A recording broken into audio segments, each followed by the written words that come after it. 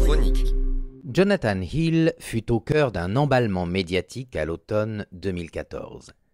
La nomination de cet ancien lobbyiste britannique à un poste clé de la commission de Jean-Claude Juncker, celui de la stabilité financière et des services financiers, avait provoqué nombre de remous.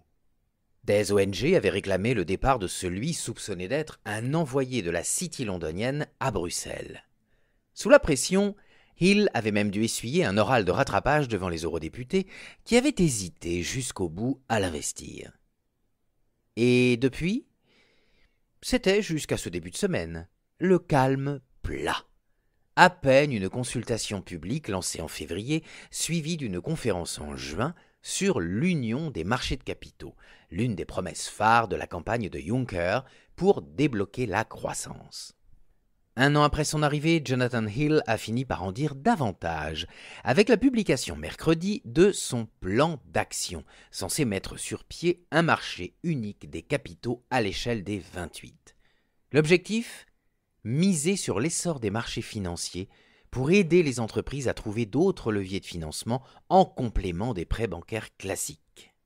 Selon le récit officiel de la Commission, ce paquet de mesures qui se déclinera au fil des mois en plusieurs propositions législatives vient compléter le premier plan de relance annoncé en début d'année, chiffré à 315 milliards d'euros pour financer des projets d'infrastructure sur le continent.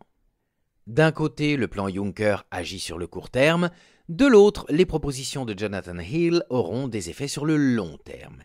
Mais les deux volets ont le même but. Faire redémarrer la machine, doper une croissance atone sur le continent. Le site spécialisé Politico croit savoir, enthousiaste, il pourrait s'agir du changement le plus important depuis la création de l'euro en 1999 dans la manière dont les Européens vont faire des affaires. L'un des piliers de cette union des marchés de capitaux, très technique, pourrait en tout cas faire du bruit. Le plan prévoit un retour en force de la titrisation.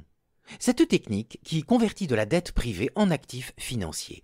Elle permet, en bout de course, de disséminer le risque sur les marchés en soulageant les banques d'une partie de leurs créances les plus risquées. Problème, cette méthode, sous des formes particulièrement corsées, avait aussi largement contribué à l'aggravation de la crise financière à partir de 2008 aux États-Unis. Mercredi 30 septembre, le commissaire Hill s'est réjoui. Si nous réussissons à ramener le marché de la titrisation à ses niveaux d'avant la crise, cela pourrait permettre d'injecter quelques 100 milliards d'euros dans l'économie. Selon le FMI, le montant des émissions par titrisation en Europe s'élevait en 2014 à 216 milliards d'euros. Avant la crise, en 2007, ce volume frôlait les 600 milliards d'euros.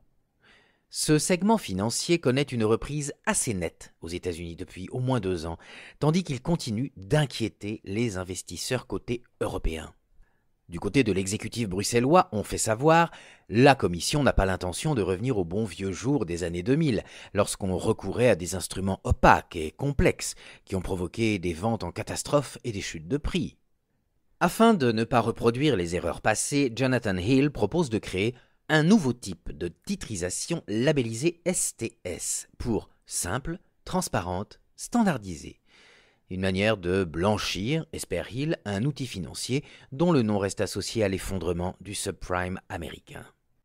Quelles garanties faudra-t-il respecter pour avoir droit à ce label ?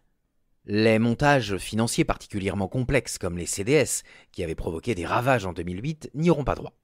Les paquets titrisés STS ne pourront pas non plus mélanger différents types de crédits, en croisant par exemple, pour faire simple, une tranche d'emprunt immobilier avec une tranche d'emprunt pour l'achat d'une voiture.